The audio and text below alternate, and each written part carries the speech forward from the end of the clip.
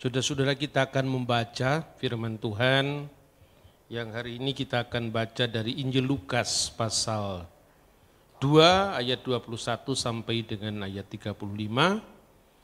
Demikian firman Tuhan. Dan ketika genap 8 hari dan dia harus disunatkan, ia diberi nama Yesus, yaitu nama yang disebut oleh malaikat sebelum ia dikandung ibunya. Dan ketika genap waktu pentahiran menurut hukum Taurat, mereka membawa dia ke Yerusalem untuk menyerahkan kepada Tuhan.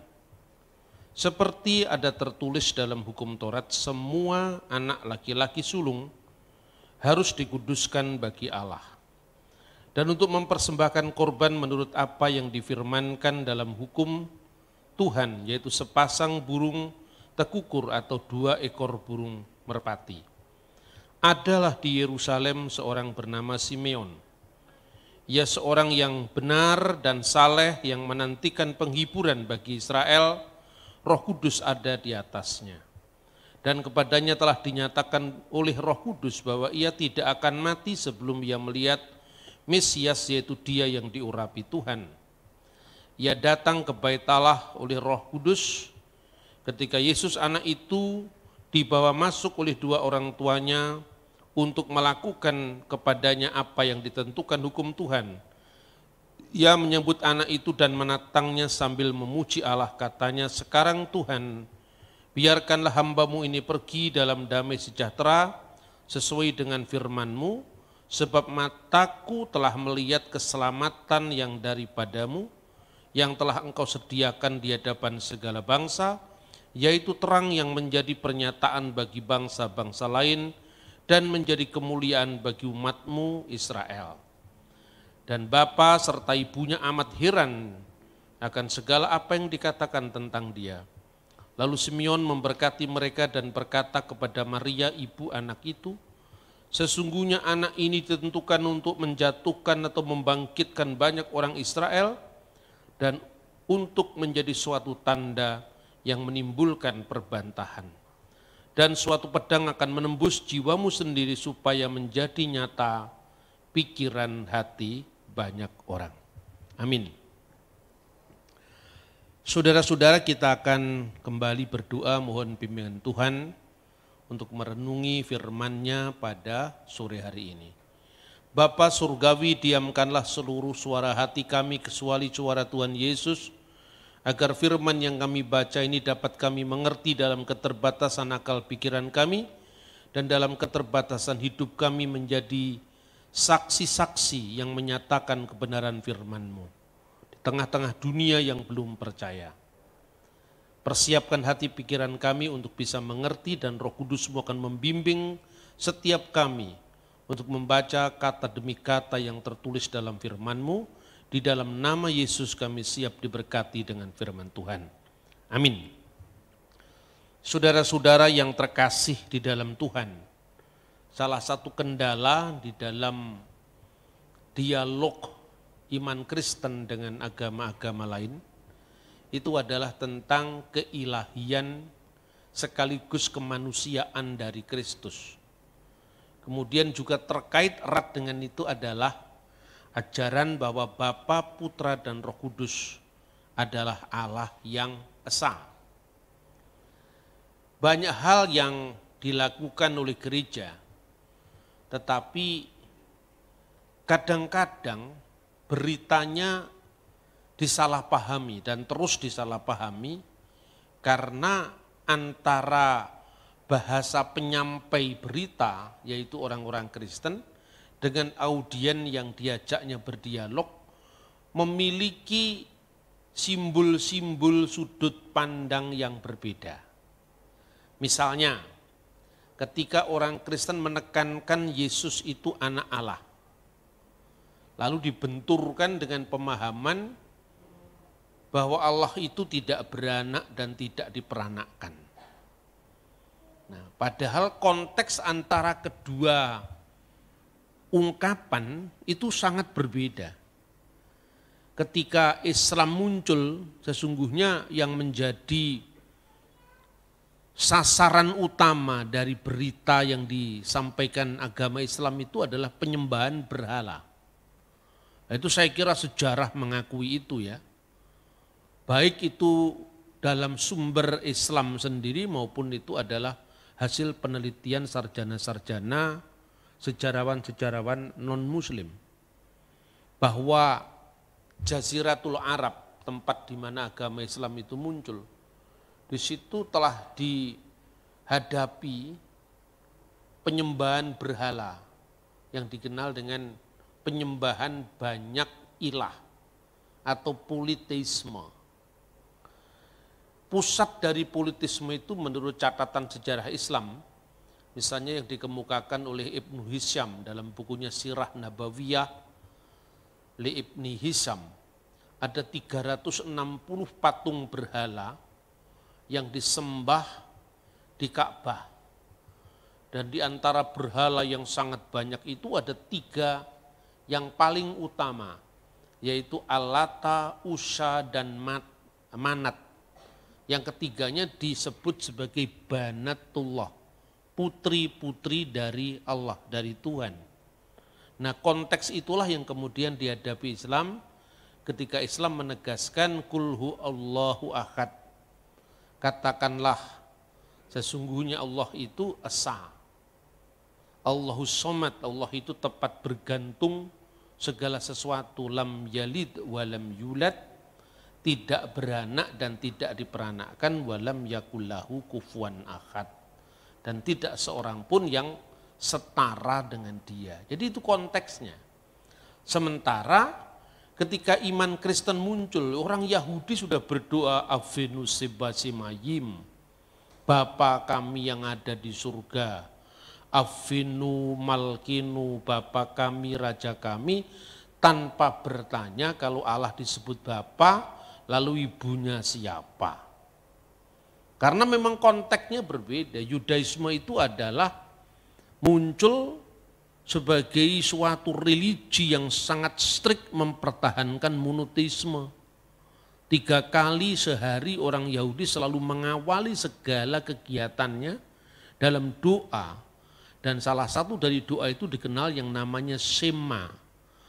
Shema Yisrael Adonai Elohenu Adonai Echad. Dengarkanlah wahai orang Israel, Adonai Tuhan sembahan kita atau Allah yang kita sembah Adonai Echad. Tuhan itu esa, dan kata Echad dalam bahasa Ibrani itu mirip dengan bahasa Arab Ahad. Qul Allahu ahad. Bahkan dalam Alkitab bahasa Arab yang diterbitkan di Beirut, Libanon oleh Darul Kitabil Muqaddas Fisarkil Ausat ya. 1 Korintus pasal 8 ayat 4 itu dalam terjemahannya bahasa Arab adalah wa alla ilaha illallahul ahad, dan tidak ada ilah lain kecuali Allah yang esa. Akad juga di situ dipakai. Satu-satunya Allah, satu-satunya sembahan. Nah saudara-saudara, jadi ini 2 konteks yang sangat berbeda. Jadi yang satunya ketika bicara tentang anak itu dipahami sebagai kiasan, metafora, ya biblical terminologi yang menunjuk kepada metafor. Ya, metafor itu suatu perumpamaan, tembung sanepo kalau bahasa Jawanya. Sementara yang satu kata anak itu dipahami anak secara beranak. Nah ini harus dijembatani. Kalau enggak dijembatani, berita Injil tidak pernah sampai, bahkan akan menimbulkan salah paham dan paham yang salah. Itu saudara-saudara. Kemudian beberapa waktu lalu ya, itu ada seorang kiai yang sangat cerdik cendekia, seorang yang sangat pintar, namanya Buya Sakur. Buya Sakur itu pernah mengatakan bahwa di Ka'bah itu ada gambarnya Yesus dengan ibunya Bunda Maria. Itu heboh dunia medsos, ya. Waktu itu saya juga memberikan siaran tanggapan yang sejuk. Karena memang biasanya kalau ketika terjadi opini yang seperti itu, kedua agama itu saling mencari pembenaran. Nah inilah yang menyebabkan dialog itu sering menjadi gaduh. Karena yang dicari itu perbedaan, yang dicari itu pertentangan, kemudian muncullah sikap saling merendahkan, sikap saling mengejek, bahkan terakhir ini sikap saling menghujat. Lalu dunia medsos ini, kata-kata yang muncul dari kebun binatang itu diucapkan oleh ironisnya seorang yang menyebut diri pendeta. Coba Anda lihat hari-hari akhir ini. Saya ngelus dodo aja lihat ini. Ini pendeta kok sudah jadi pandoti seperti ini. Pandoti itu orang Manado artinya. Itu artinya buruk ya. Artinya tidak positif lah. Padahal kalau konteksnya pendeta itu mesti menjaga mulut, menjaga hati. Ya, ungkapan yang diucapkan itu ya mestinya mencerminkan sikap seorang beriman, bahkan panutan orang beriman. Kan seperti itu. Jadi sekalipun kita ini beda dalam konteks pengajaran, dalam konteks keyakinan, tetapi tahan mulut kita, jangan suka memaki-maki pihak lain. Dan itu kan akan menjadi kesaksian yang buruk bagi dunia. Untuk orang bisa mengenal kepada Sang Kristus sebagai Raja Damai, yang penuh kasih. Lah kita tidak menunjukkan kasih kita kepada dunia.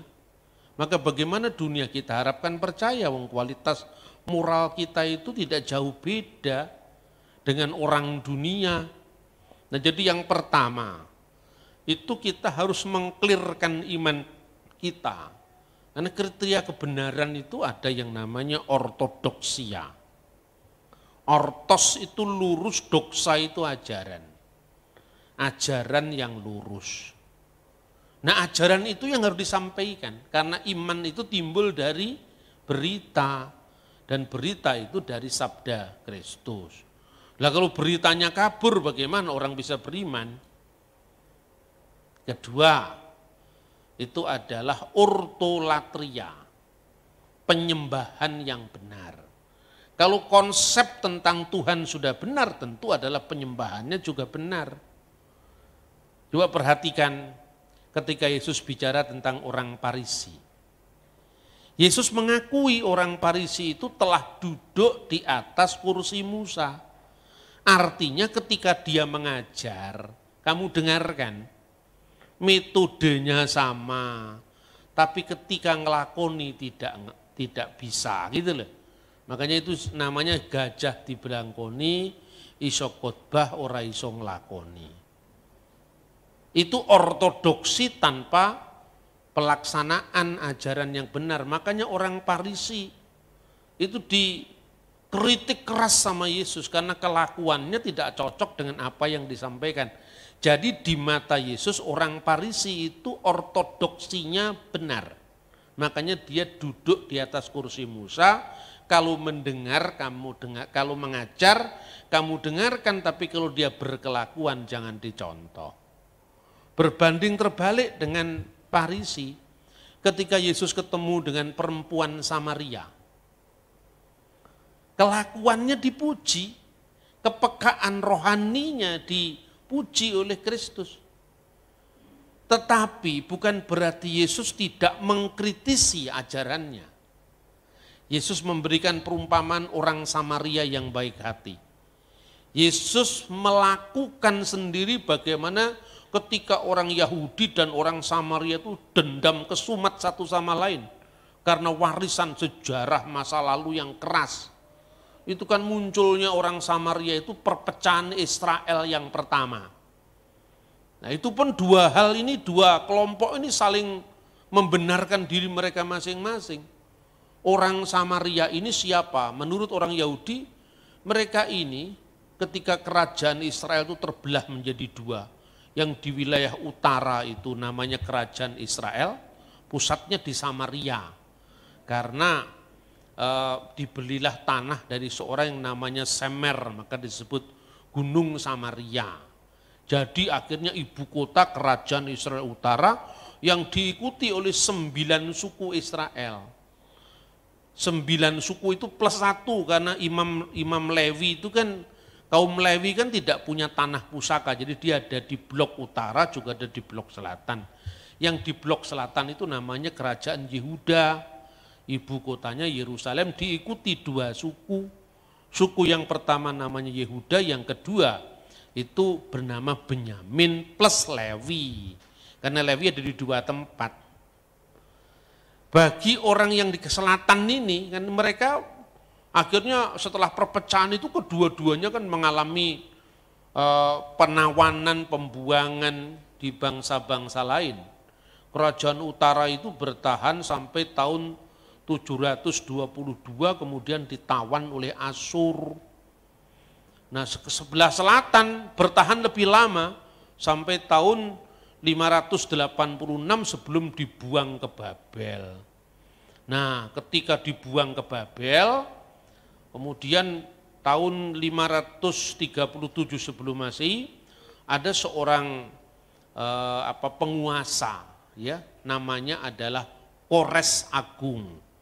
Nah, Kores Agung itu mengalahkan Babel, dia orang Persia, kemudian membebaskan semua tawanan Babel, ini termasuk orang Yahudi, akhirnya disuruh kembali pulang ke Israel dan membangun kembali bait suci. Ini enggak hanya diceritakan dalam Alkitab, ada prasastinya itu. Namanya prasasti Silinder Kores Agung. Jadi Alkitab itu kalau bicara bukan sekedar wahyu yang diklaim secara sepihak, ada buktinya. Nah, kemudian ketika bangsa yang di sebelah selatan itu membangun bait suci, yang di sebelah utara ini mau ikut. Saudara-saudaranya yang di sebelah utara ditolaklah mereka ketika mau ikut dalam pembangunan bait suci yang kedua di Yerusalem. Kenapa ditolak? Karena orang-orang di sebelah utara ini telah menikah campur dengan bangsa lain, khususnya 5 suku ketika di dalam penawanan Asyur tadi, yaitu Babel, Kuta, Awa, Sefarwaim. Makanya orang-orang Yahudi menyebut orang Samaria itu orang Kutim, karena telah menikah dengan orang-orang Kuta, Babel, Awa, Sefarwaim tadi. Ditolak, mereka marah, lalu mendirikan bait suci tandingan di Gunung Gerizim. Makanya sejak saat itu mereka berseteru antara orang Samaria sama orang Yahudi. Lah kenapa yang di selatan tadi namanya akhirnya disebut Yehudim? Karena mayoritas didominasi suku Yehuda. Makanya kerajaannya namanya Yehuda.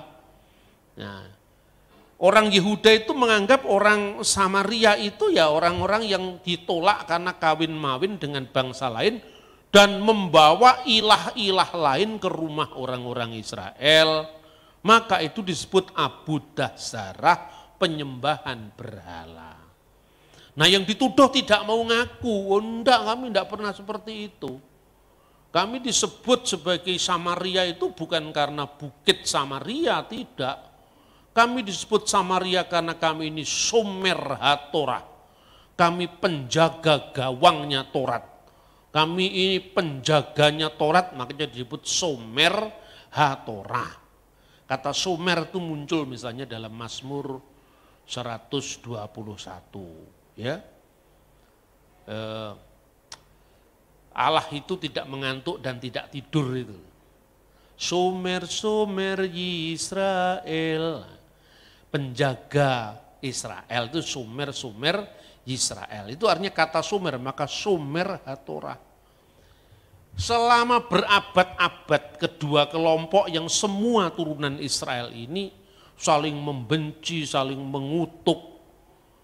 Bahkan ketika Yesus itu melakukan langkah rekonsiliasi atau islah dengan orang-orang Samaria, itu di mata orang Yahudi aneh. Kamu ini bagaimana minta air kepada orang Samaria? Perempuan lagi, jadi ada double diskriminasi itu.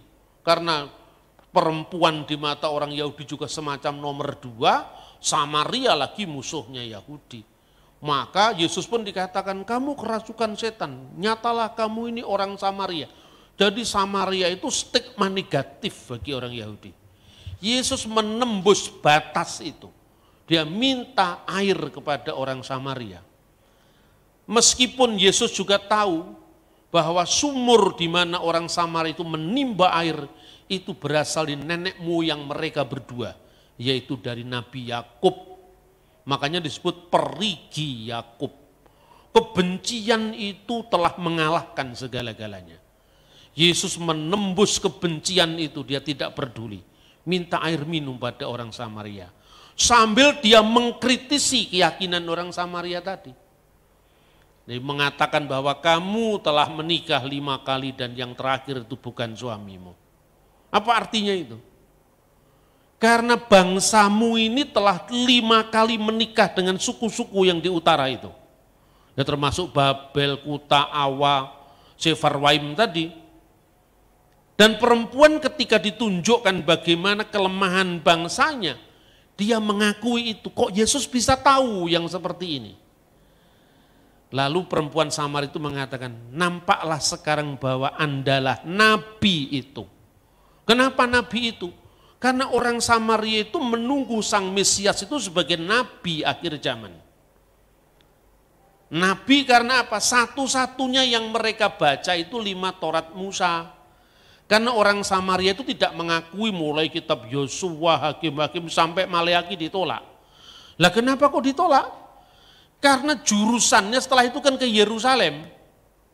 Ya kan? Sementara orang Samaria tidak mengakui kesucian kota Yerusalem, tidak mau mengakui bait Allah di Yerusalem, gara-gara dia ditolak dalam pembangunan bait Allah di Yerusalem. Dan mereka mau menghapus sejarahnya itu dengan mengatakan, tidak, kami berpisah dengan saudara kami orang-orang Yahudi, bukan karena itu, tapi sebelum itu, karena mereka, katanya orang Yahudi dituduh, telah ikut-ikutan dengan kejahatan anak-anak Imam Eli katanya. Yesus tidak peduli dengan persengketaan ini dari 2 kelompok ini. Yesus menembus batas. Tapi akhirnya dengan kekuatan firman Tuhan, maka perempuan ini disadarkan dan dia mengatakan, engkaulah nabi itu. Dan bagi orang Samaria, nabi akhir zaman. Ini tidak ada kaitannya dengan Kanjeng Nabi Muhammad Sallallahu Alaihi Wasallam, tidak ada kaitannya, jangan dikait-kaitkan. Ini sejarah Yahudi ya Yahudi, ya toh.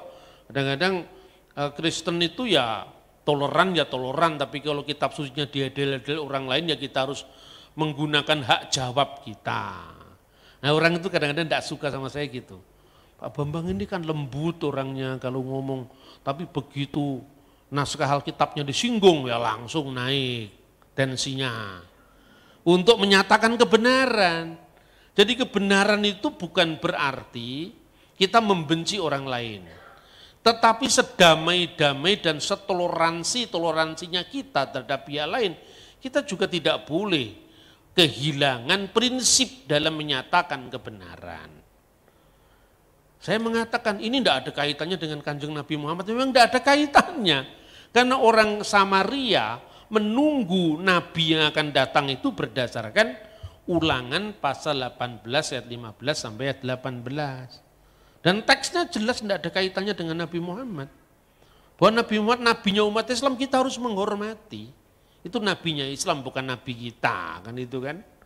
Jadi kalau bagi saya tidak tertarik dengan misalnya bahasa polemik. Muhammad nabi apa bukan? Muhammad itu nabi. Nabinya orang Islam bukan nabi kita gitu loh. Bahasa ini kan lebih sejuk daripada mengatakan nabimu palsu lah, ini kan nggak bijak lah ngomong begitu, itu kan menyakiti hati orang lain, ya toh. Nah, dalam teks kitab Torah itu, kitab Taurat, Ulangan pasal 8:15 itu kan bunyinya nabi, seorang nabi.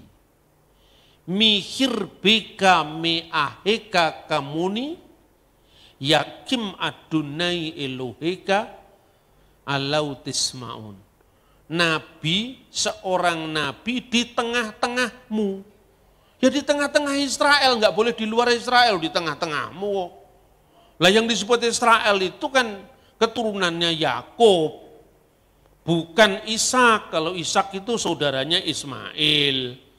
Lah yang disebut Israel kan bukan Ishak, tapi kan Yakub anaknya Israel, anaknya Ishak, yang kemudian bergelar Yisrael. Jadi nabi ini akan muncul di tengah-tengah Yisrael.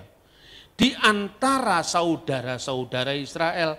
Lah saudara anak-anak Yakub itu jumlahnya 12. Musa, Harun dari suku Lewi, Yesus lahir dari suku Yehuda. Makanya orang Samaria itu menunggu nabi yang akan datang itu dengan sebutan Nabi Taheb, bahasa Ibrani. Nabi pemulih, nabi yang akan merekonsiliasikan Israel dengan, Samaria dengan Yahudi. Dan ketika Yesus menunjukkan apa yang dilakukannya, di mana dia tahu apa yang dialami wanita itu secara pribadi dan dialami bangsanya Samaria, nyatalah padaku bahwa engkaulah nabi itu. Inilah problem Samaria sama Yahudi. Tetapi Yesus mengkritisi orang Samaria. Karena kamu menyembah kepada Allah yang tidak kamu kenal, kami menyembah kepada Allah yang kami kenal. Karena keselamatan datang dari bangsa Yahudi. Jadi di mata orang Samaria, orang-orang Yahudi itu pecahan mereka. Karena kami jumlahnya 10, mereka jumlahnya 2, kami jumlahnya 9. Nah memang kebenaran itu ake-akean kayak demokrasi, di voting. Kan tidak, makanya jangan minder karena jumlah kita tidak banyak. Karena kebenaran itu bukan urusan ake-akean. Kan itu kan? Saya sering ditanya, Pak Bambang hati-hati loh Pak, hati-hati apa? Bapak ini kan minoritas, yang ngomong minoritas aku ya sopo. Saya itu mayoritas, kok bisa? Wong Jawa jumlahnya akeh dhewe kok. Lah kamu kan orang Padang, jumlahmu sedikit. Maksud saya bukan begitu Pak, maksudmu apa? Maksudnya Bapak itu Kristen, mulai kapan minoritas kamu tentukan karena agama? Aku milih suku aja, enggak milih agama. Lah kok kenapa? Lah karena suku ra iso ganti. Saya lahir dari suku Jawa, kulitnya tidak terlalu putih, ya, tidak terlalu hitam. Sawo matang. Ada pilihan enggak? Hei, kamu mau lahir di dunia, milih Cina, pemilih Jawa kan enggak ada pilihan. Kalau agama kan ada pilihan, kolom KTP agama titik-titik-titik. Oleh kok isi Islam, oleh kok isi Kristen. Berarti kita dijadikan suku Jawa, suku Batak, suku Bali, itu lebih asasi ketimbang pilihan agama. Makanya saya milih suku aja kalau soal mayoritas minoritas. Terus setelah itu dia tidak pernah ngomong mayoritas minoritas, karena selalu saya mengatakan, kamu minoritas karena kamu Padang. Saya mayoritas karena saya Jawa. Gitu loh.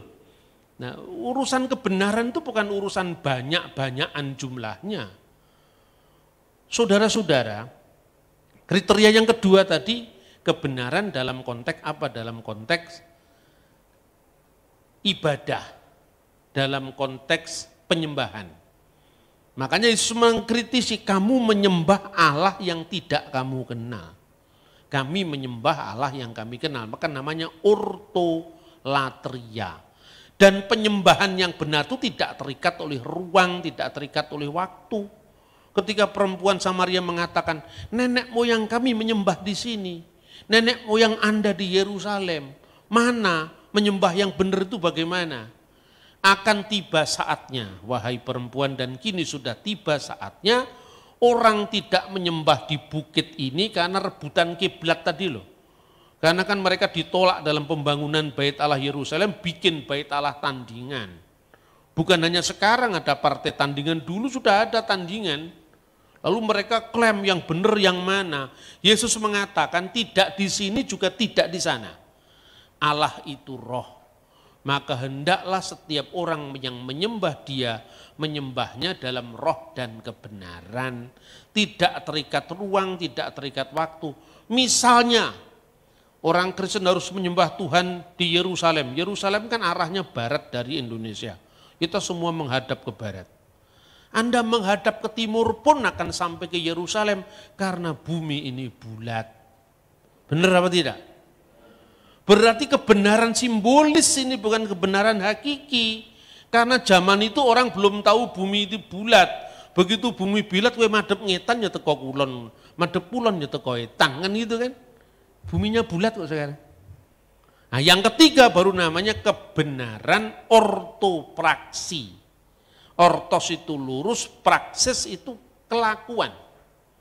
Jadi tidak hanya tergantung kebenaran keyakinan, kebenaran penyembahan, tapi kita bisa melakukan apa tidak, itulah yang oleh Rasul Paulus disebut buah-buah roh.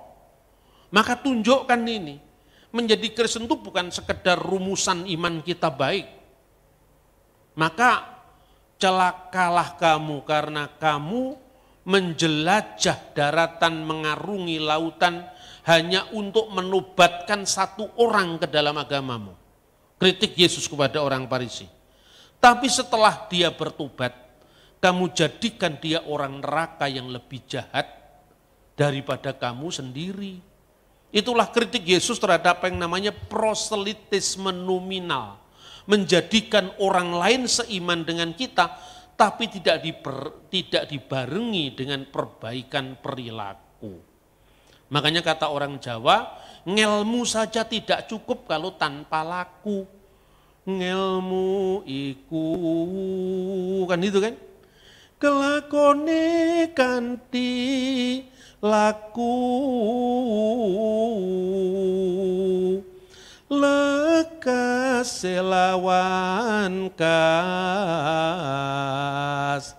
tegese kas nyantosani, setya budya pangekese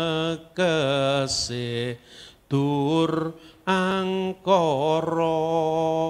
Jadi kita harus lelaku karena ngelmu itu harus pakai laku, karena iman tanpa perbuatan adalah mati. Hasilnya apa? Hasilnya pangekese dur angkara. Jadi lepas dari semua kejahatan, semua yang dur-dur itu yang jelek-jelek itu. Duryudono, Durno, Dursasana, pokoknya dur-dur kecuali Gus Dur yang baik. Kan begitu, ini satunya dur Arab, satunya dur Sansekerta. Kalau Sansekerta dur itu artinya buruk. Tapi kalau Abdurrahman, sebutan dur itu orang baik. Nah itu saudara-saudara, jadi bincangan tentang kebenaran itu tidak hanya menyangkut benar secara ajaran, tapi benar secara penyembahan, benar secara kelakuan. Kristus ketika menjadi manusia, dia lakukan semuanya digenapi sistemnya dulu. Artinya ngajar yang benar dulu. Makanya sekalipun dia itu firman Allah yang menjadi manusia, dia tidak berdosa, minta dibaptis oleh Yohanes Pembaptis. Karena memang jalannya harus seperti itu. Dia melakukan Taurat untuk menggenapi Taurat. Makanya umur 8 hari Yesus disunat. Karena sesuai dengan perjanjian Abraham. Umur 12 tahun Yesus dibawa ke Bait Allah. Itu namanya bar miswah. Sekarang 13 tahun, zaman Yesus 12 tahun. Bar itu anak, miswah itu hukum. Menjadi anak yang ketika dewasa berlaku atas dia kok hukum Taurat. Makanya sekalipun Yesus itu lahirnya 25 Desember, iki tenan niki 25 Desember ora apa etok-etok. Bukan tiru-tiru Dewa Matahari yang tiru-tiru Natal, jangan diwalak-walik. Jadi kultus Dewa Matahari itu baru terjadi tahun 354. Penyembahan titik balik musim dingin Saturnalia itu tahun 274, tahun 126 di Roma sudah dirayakan misa malam Natal. Setelah itu disusul di Israel yang namanya Kaisaria. Setelah Kaisaria Alexandria kemudian jadi buku ketetapan gereja kuno yang dikenal Didaskalia Apostolorum. Jadi orang Kristen itu kalau pengetahuannya enggak cukup itu akhirnya diombang-ambingkan. Jangan Natalan lagi karena Natal itu Dewa Matahari. Kaya ruru wae, ora tau maca dokumene, ya toh? Dia langsung percaya, makanya ojo gampang percaya, dicek dulu. Ya kan? Banyak kita ini kan termakan hoax sekarang. Nah, 8 hari Yesus lahirnya itu tanggal berapa? 25 bulan Ibrani Kislev yang bertepatan dengan 25 bulan Desember penanggalan matahari. Itu ada dalam dokumen dari tahun 126, 170, 189 kemudian dibajak oleh pagan. Lalu Sol Invictus itu membajak kalender Natal jadi bolak-balik. Karena orang Kristen itu tidak lengkap bacaannya maka gampang diumbang-ambingkan oleh angin pengajaran. Sekarang bukan angin lagi, badai pengajaran. Karena medsos ini kan cepat sekali kan. Tapi kenapa tahun barunya tetap 1 Januari? Karena itu tahun di mana Yesus disunat. Hari ke-8 toh.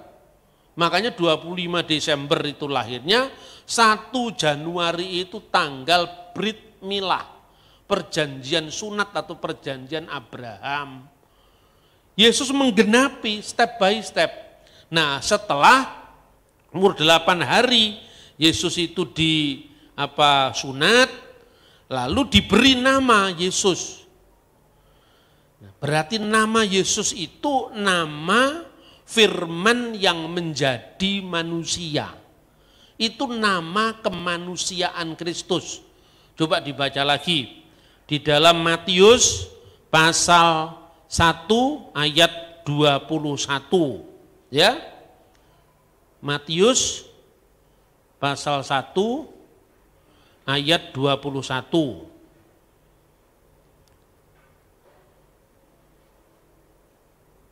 Ada yang sudah menemukan?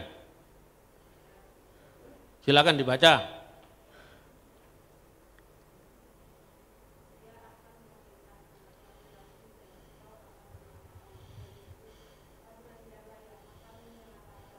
Nah, ia akan melahirkan anak laki-laki dan engkau akan menamakan dia Yesus karena dia yang akan menyelamatkan umatnya dari dosa mereka. Jadi yang disebut Yesus itu kemanusiaannya yang datang ke dunia. Maka nama ini baru muncul ketika Yesus lahir dari Bunda Maria dan namanya Yesua. Makanya jangan bingung, sekarang gereja juga bingung-bingung. Lalu terjadi pertentangan, satu gereja lain mengejek. Semua bisa diselesaikan dengan dialog. Sebelum kita dialog dengan agama lain, kita dialog dulu sesama Kristen. Yang lalu-lalu kan ada. Baptisan dipertentangkan antara dalam nama Bapa dan Putra dan Roh Kudus atau dalam nama Yesus. Dua-duanya ada ayatnya. Nah, karena dua-duanya ada ayatnya, dilihat konteksnya, kenapa bisa beda. Kan itu kan? Pertama, Kristus itu sepenuhnya Allah. Sebagai apa? Sebagai firman Allah, Yesus sepenuhnya Allah. Nah, firman Allah itu gambaran kayak apa? Kan gak bisa digambar. Firman Allah itu roh, kekal. Sebelum firman itu datang ke dunia, sudah ada. Bersama siapa? Bersama Allah. Makanya jangan mau kalah sama saksi-saksi Yehova yang lebih aktif itu masuk ke rumah-rumah orang. Mengatakan bagi mereka itu bahwa Yesus itu hanya ciptaan. Loh, kok Yesus ciptaan bagaimana tuh saya tanya. Yesus itu ciptaan apa bukan? Ciptaan, kalau gitu saya tanya. Definisi ciptaan itu apa? Dibuat dari tidak ada menjadi ada itu ciptaan. Dulunya pernah tidak ada, itu namanya ciptaan. Tapi kalau pencipta itu dia yang ada, yang sudah ada, yang akan datang. Dia tidak pernah tidak ada, dia selalu ada, itu yang namanya Khalik, pencipta. Nah, kalau ciptaan pernah tidak ada, kemudian jadi ada, itu makhluk. Nah, sekarang pertanyaannya, Yesus itu pencipta atau ciptaan? Sebagai firman ya tentu pencipta. Duh, tapi kok datang ke dunia Pak? Lah kenapa kalau datang ke dunia tuh urusanmu apa? Dikunjungi ora gelem ya karep-karepmu. Lah aku yo gelem. Mau dikunjungi sang pencipta masa ndak mau. Iya kan? Itu kan kehormatan bagi kita orang berdosa. Dene kowe ora gelem nampa ya karep-karepmu karena urip kan pilihan. Kowe milih ra percaya ya wis tak dongak-dongakne. Muga-muga suatu saat kowe percaya. Dene kowe ra percaya ya wis kuwi pilihanmu. Tapi saya tunjukkan kenapa Yesus itu sebagai firman harus Allah. Sebab pertanyaannya gini, duluan mana Allah dengan firman-Nya? Duluan mana Allah dengan rohnya? Menjelaskan Tritunggal itu kan gampang. Manusia ini terdiri tubuh, jiwa, dan roh. Berapa jumlahnya? Ya satu. Karena apa? Jiwa kita itu maksud jiwa akali, pikiran kita. Dan roh kita ada dalam diri kita. Kalau manusia tanpa roh namanya almarhum. Manusia disebut manusia karena tubuh, jiwa, dan roh. Nah sekarang, Allah dengan firman-Nya lebih dulu mana? Allah dengan roh Allah lebih dulu mana? Ini rohnya Allah, bukan roh yang lain. Sumber hidup yang ada dalam diri Allah. Pertanyaannya, lebih dulu mana Allah atau roh Allah? Kalau Anda jawab, lebih dulu Allah. Berarti Allah sudah ada, rohnya pernah tidak ada. Berarti apakah ada suatu waktu di mana Allah pernah almarhum? Karena pernah tidak punya roh? Kan bingung. Ya lebih dulu rohnya, terus rohnya sopo? Lah rohnya Allah berarti sama kekalnya no. Nah sekarang, firman dan Allah lebih dulu mana? Lebih dulu Allah Pak. Oke, ini yakin sekali saksi Yehova ngomong begitu. Kalau gitu ada waktu Allah sudah ada, firman-Nya Allah belum ada. Berarti ada waktu Allah pernah ada tanpa firman. Ayo masuk akal apa tidak? Berarti Allah pernah tidak bisa berfirman.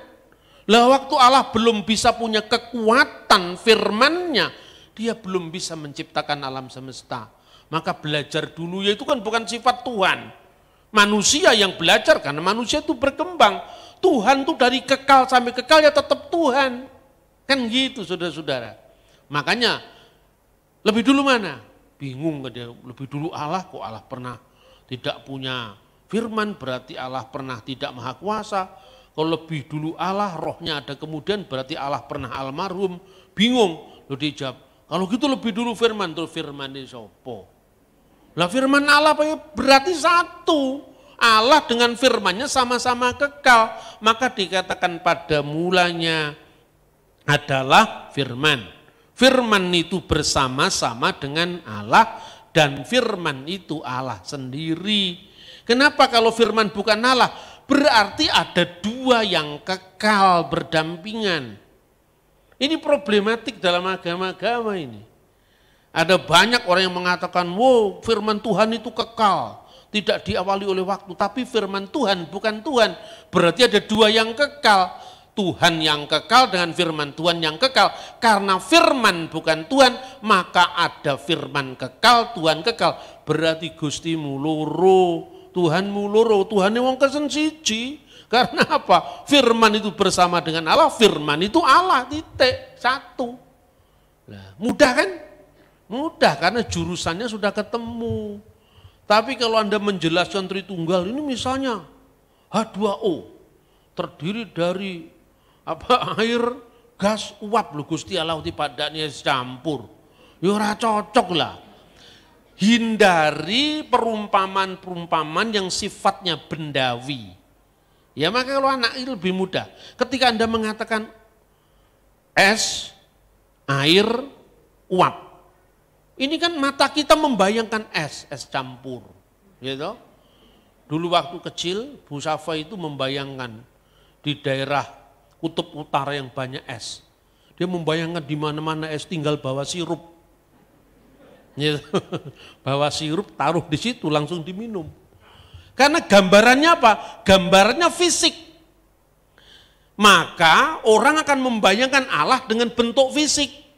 Nah berarti ketika firman ke dunia, berarti di surga kosong firman. Lah itu karena es campur tadi. Makanya bayangannya fisik. Gitu loh. Hindari memahami Tuhan, mengumpamakan Tuhan dengan perumpamaan fisik. Tapi sekarang kalau saya jawab, kamu terdiri dari tubuh, jiwa, dan roh. Tubuh bisa kita bayangkan, manusia terdiri dari fisik. Tapi Tuhan itu bukan fisik, makanya ada di mana-mana. Tetapi wujudnya, di dalam wujudnya yang satu, di dalam eksistensinya yang satu, ada firmannya, ada rohnya. Jumlahnya piro? Satu, Pak. Allah, firman Allah, roh Allah. Coba roh itu gambaran seperti apa? Tubuh, jiwa, dan roh. Kalau tubuh itu gambarnya Roy Martin, gambarnya Pak Bambang, jelas. Tapi rohnya Pak Bambang gambaran seperti apa? Ya toh? Karena sesuatu yang fisik beda dengan sesuatu yang metafisik. Ketika kita bicara tentang Allah, firman bersama-sama dengan Allah, kata Saksiuva. Matius bersama-sama dengan Markus. Apakah Matius adalah Markus, Pak? Jelas bukan. Itu apa pertanyaan yang terlalu sederhana itu. Kalau Matius bersama Markus itu jelas bukan. Markus, Matius itu kan ada bentuk fisiknya. Ya kan? Tapi kalau saya katakan, Pak Yusuf bersama dengan pikirannya dan rohnya. Bung Karno telah melahirkan gagasan Pancasila dari pikirannya. Pancasila lahir dari pikiran Soekarno, coba gambaran pikiran seperti apa? Orang mengatakan kalau perumpamaannya manusia, perumpamaannya fisik, Matius bukan Markus, Matius bersama Markus. Tapi kalau Markus berpikir, pikirannya terpisah dengan Markus enggak? Ya enggak. Saya dan pikiran saya. Apakah pikiran saya bukan bagian dari saya? Ya bagian dari saya. Saya dengan roh saya. Apakah pikiran saya, roh saya bisa dipisahkan? Tidak. Tapi secara makna kan bisa dipisahkan, bisa dibedakan toh. Nah itu maknanya. Maka perumpamaannya begini. Kalau Anda mengatakan saya bersama-sama dengan Pak Yosua ada di Purwokerto. Pada saat yang sama saya tidak ada di Jakarta kan? Karena manusia terikat oleh ruang, terikat oleh waktu. Tapi sekarang Anda bikin KKR di Purwokerto yang hadir lebih dari 100 orang. Sudah memenuhi syarat sabda Yesus. 2-3 orang berkumpul, aku akan hadir. Sudah puji-pujian selama setengah jam. Kok belum ada tanda-tanda hadirat Tuhan turun? Terus Anda konfirmasi. Halo, ini saya Tuhan. Di Purwokerto sudah memenuhi syarat lebih dari 100 orang. Sekarang engkau di mana? Waduh, sorry anakku. Saya belum bisa bikin mujizat di sana. Karena saya masih sibuk di LA katanya. Apa ya Tuhan seperti itu? Tuhan beserta orang yang sabar. Tuhan jumlahnya berapa? 1. Orang yang sabar di Purwokerto jumlahnya berapa? Katakanlah 1000. Berarti Allah yang satu beserta dengan 1000 orang di saat yang sama, di jam yang sama, di 1000 tempat yang berbeda di seluruh wilayah Purwokerto. Apakah Tuhan jadi 1000? Ya enggak, wong Tuhan itu bukan benda. Lah kenapa sulitnya memahami Bapa, Putra, dan Roh Kudus? Ketika Yesus mengatakan baptiskanlah mereka dalam nama, itu kata yang diterjemahkan nama itu bentuk tunggal. Esto onoma. Bukan onomata, onomata artinya nama-nama. Ya, esto onoma to patros, keto iu, keto agiu pneumatos. Demi satu nama, yaitu Bapa, Putra, Roh Kudus, itu satu nama. Makanya kalau orang-orang di negara-negara Timur Tengah, kalau berdoa diawali, baik orang Kristen Ortodok, Katolik Ritus Timur, diawali dengan Bismil Ab walibni warrohil kudus, ditegaskan al-ilahu wahid, Allah yang esa. Nah Bapa, Firman, dan Roh Kudus, firmannya jadi manusia gitu loh. Ketika firmannya jadi manusia, nama kemanusiaan dari sang firman itu Yesus. Tapi kalau orang membaptis demi nama Yesus, ya enggak salah juga. Karena apa? Ungkapan dalam Kisah Rasul itu beragam. Ada kelompok yang sudah dibaptis oleh baptisan Yohanes, tapi mereka belum masuk persekutuan Yesus, maka dibaptis dalam nama Yesus, artinya dimasukkan sebagai murid Yesus yang dulunya murid Yohanes. Itu maknanya dibaptis dalam nama Yesus. Tapi kalau dibaptis dalam nama Kristus tapi digunakan kata epitoonoma. Estoonoma tu Kristo dalam nama Yesus masuk sebagai umat Yesus karena sebelumnya dibaptis oleh baptisan Yohanes. Kalau dalam nama Bapa dan Putra dan Roh Kudus artinya menjadi pengikut Yesus itu dilibatkan satu kesatuan sebagai seorang yang ditebus oleh karya Bapa melalui firman-Nya dan Roh-Nya. Maka Bapa, Putra, dan Roh Kudus itu satu. Tapi kalau dibaptis di atas nama Yesus artinya apa? Kristus datang ke dunia, puncaknya adalah pengorbanannya di kayu salib. Makanya kalau dibaptis epitoonoma di atas nama Yesus artinya di atas pengorbanan Yesus itulah kita diselamkan dalam baptisan. Nah seperti itu konteksnya, tidak usah dipertentangkan. Dan ini yang sering kali terjadi kan gitu, imannya sendiri tidak bisa dijelaskan kepada orang lain, lalu sibuk tukaran karpe dewe. Nah kemudian dalam teks-teks ini dikatakan setelah dia dibawa ke bait Allah, kemudian ada seorang yang bernama Simeon. Simeon itu diizinkan Tuhan untuk apa? Untuk tidak mati sebelum dia melihat Mesias datang. Dan ketika dia melihat Mesias datang yang masih digendong ibunya itu, maka dia merasa puas karena dia sudah melihat dia yang diurapi Tuhan, kemudian dia menubuatkan. Anak ini ditentukan untuk menjatuhkan dan membangunkan banyak orang Israel. Jatuh bangunnya Israel, artinya apa? Banyak penolakan, banyak kontroversi yang terjadi. Banyak polemik menjadi tanda yang menimbulkan perdebatan. Apa itu tidak digenapi sampai hari ini. Dan kepada ibunya Maria dikatakan, sebilah pedang akan menembus jiwamu sendiri. Agar semuanya itu dinyatakan bahwa Kristus itu adalah kemuliaan bagi Israel dan juga merupakan berkah bagi bangsa-bangsa lain. Artinya antara Yehudim dan Goyim dipersatukan dalam satu payung menjadi gereja, satu gereja yang kudus dan universal karena mencakup semua bangsa. Nah, betapa dalamnya iman Kristen itu saudara-saudara. Sekarang apa yang tidak digenapi? Menjadi tanda yang menimbulkan perbantahan sampai sekarang.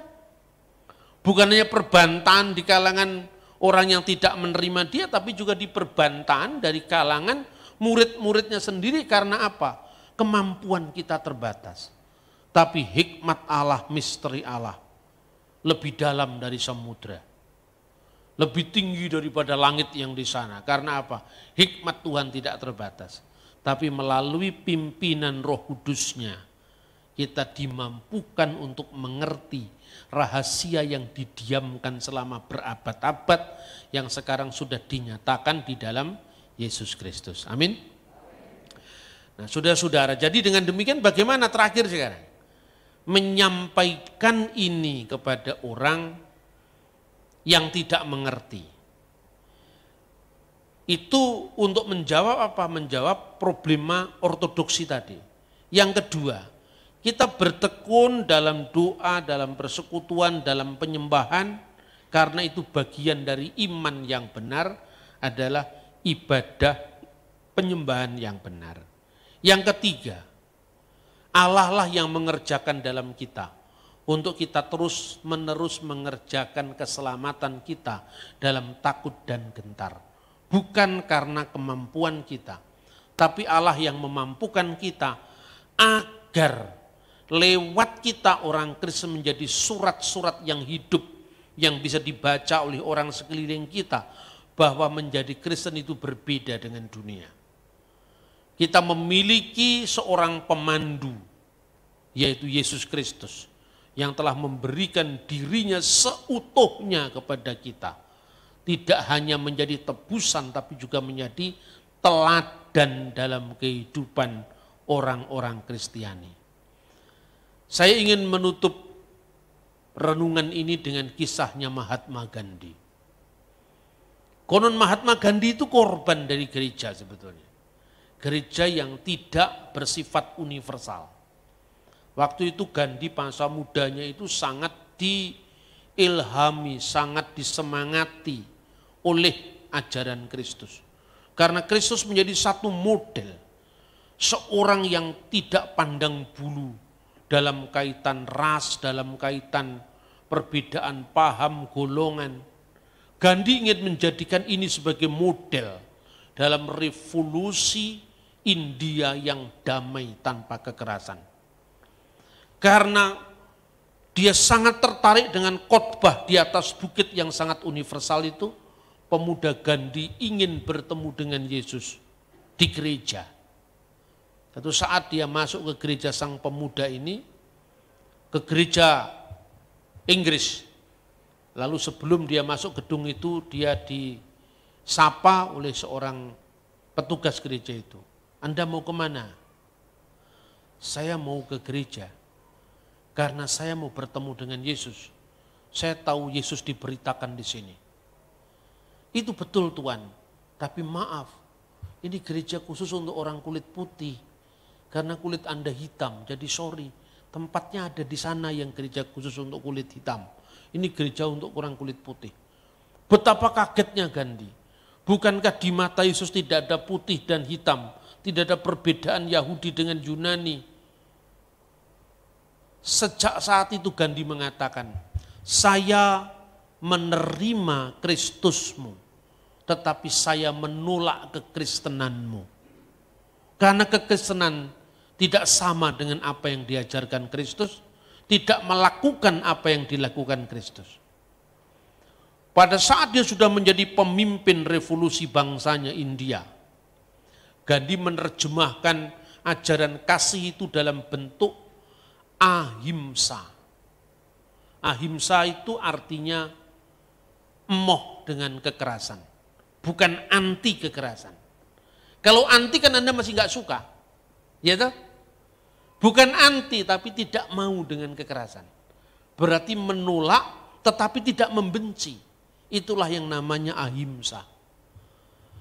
Sejak saat itu Gandhi yang selalu diterbakar spiritnya oleh karena ajaran Kristus, menemui banyak misionaris-misionaris barat yang datang ke India dan dia mengatakan, "Hai para misionaris, engkau telah bersusah payah untuk bercerita tentang kasih Yesus. Itu baik. Tapi saya ternyata tidak hanya sekedar menceritakan kasih Yesus, tetapi saya ingin mewujudkan kasih Yesus dalam kehidupan sehari-hari. Anda bercerita tentang kasih Yesus, tapi saya berusaha untuk mengasihi seperti Yesus." Ini merupakan tempelakan yang keras terhadap iman Kristen. Dan saya berdoa agar ini tidak terjadi di Indonesia. Karena itu gunakan medsos dengan baik-baik. Tidak usah untuk menyerang orang lain. Atau memframing ceramahnya orang lain diberikan judul permusuhan. Ini sudah tidak mencerminkan nilai-nilai Kristiani. Apalagi kalau menamakan gereja. Ada itu banyak YouTube itu. YouTube ada yang menamakan gereja YouTube. Mencomot tulisan apa itu ceramah saya. Ceramah saya di IAIN Wali Songo. IAIN Salatiga, sorry. Itu ceramah yang begitu damai tapi tajam untuk menyatakan kebenaran. Saya itu tajam menyampaikan iman saya tanpa mengganggu imannya orang lain. Tanpa harus menyerang imannya orang lain. Apa enggak bisa? Ya bisa lah. Kita ini kan menjadi bangsa yang ramah tamah tapi tidak kehilangan jati diri kan. Lah saya memberi ceramah di UIN itu, di IAIN yang akan jadi UIN. Itu diundang oleh teman dekat saya. Namanya Pak Mahmud Jailani. Dulu itu kenal sama ketika saya memberi kuliah di Paramadina yang dipimpin oleh Profesor Dr. Nurkolis Majid. Lama enggak ketemu, kok dia berubah sekali karirnya, kemudian prestasinya dalam bidang dialog lintas iman. Dia itu memiliki kelompok-kelompok dialog yang mengundang orang Islam, orang Kristen untuk saling belajar. Itu kan baik. Saya memberi kuliah di Fakultas Teologi Satya Wacana, kuliah tamu waktu itu, ketemulah sama saya. Pak Bambang nanti tolong mampir ya, mungkin tidak sekarang, minggu depan atau 2 minggu lagi, terserah waktunya Bapak, untuk memberikan kuliah di IAIN Salatiga. Siap Pak, saya datang. Kuliahnya judulnya apa? Problematika Injil Barnabas. Karena dia mulai sadar bahwa Injil Barnabas itu Injil palsu. Tidak bisa dijadikan rujukan, ini pembohongan kalau kita menggunakan Injil Barnabas dalam dialog Islam Kristen. Itu kan kesadaran yang mesti disambut baik toh. Dipasang di spanduk itu, selamat datang Pak Bambang Nursena. Dalam seminar nasional problematika Injil Barnabas. Civitas Akademika hadir. Mereka sekalipun berbeda ya dengan damai. Ketika saya ditanya, kenapa orang Kristen menolak Injil Barnabas? Apa bukan karena di situ ada nubuat Muhammad? Terus saya jawab, orang Kristen tidak menerima Muhammad sebagai nabi. Jangan Anda tersinggung, karena batas iman kita memang di situ. Muhammad bukan nabi bagi orang Kristen, tapi saya mengatakan itu nabi bagi orang Islam. Alasannya apa? Akan saya tunjukkan. Nah, itu kemudian diambil ceramah saya, dikasih judul, Dr. Bambang Nursena babat habis, profesor di IAIN Salatiga. Lu kata babat itu kan tukang rumput itu. Bahasa begini kok ya muncul, ini kan bahasa preman. Lu terus ngakunya gereja. Lah itu kan namanya mendiskreditkan nama gereja, satu. Kedua, itu kan sama dengan menghalangi pelayanan saya coba. Orang kan enggak mikir-mikirannya bikin apa channel, kemudian viewernya banyak, duitnya banyak. Begini masa kelakuan orang Kristen. Tapi keselamatan, pelayanan orang lain yang dirintis susah payah selama lebih dari 20 tahun, bisa rusak kalau saya enggak punya dokumen sendiri coba. Oh berarti Pak Bambang Nursena sekarang menjadi debater, selalu memojokkan orang lain. Orang itu kalau menghadapi kebenaran tidak usah dipojokkan, mojok-mojok sendiri. Ya saya mojok sendiri minum kopi sana, tidak usah harus mojok-mojokkan orang lain. Nah ini saya sampaikan berulang-ulang di mana? Di mana-mana supaya saya nyata bahwa pelayanan saya tidak seperti itu. Saya tidak pernah bermusuhan dengan agama lain karena perbedaan iman dengan saya. Inilah Bhinneka Tunggal Ika. Berbeda-beda tetapi satu dalam konteks kebangsaan. Dan kita mesti memoderasi dalam kehidupan kita dalam beragama.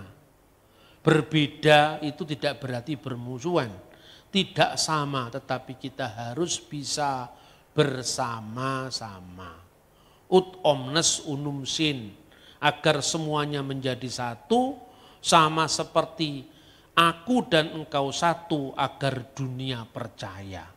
Mewujudkan sabda Kristus di dalam Injil Yohanes pasal 17. Kiranya firman Tuhan ini semakin mengokohkan iman percaya kita dalam terus setia mengiring Kristus Tuhan dan Juru Selamat kita. Amin. Berikan kemuliaan untuk Tuhan Yesus Kristus.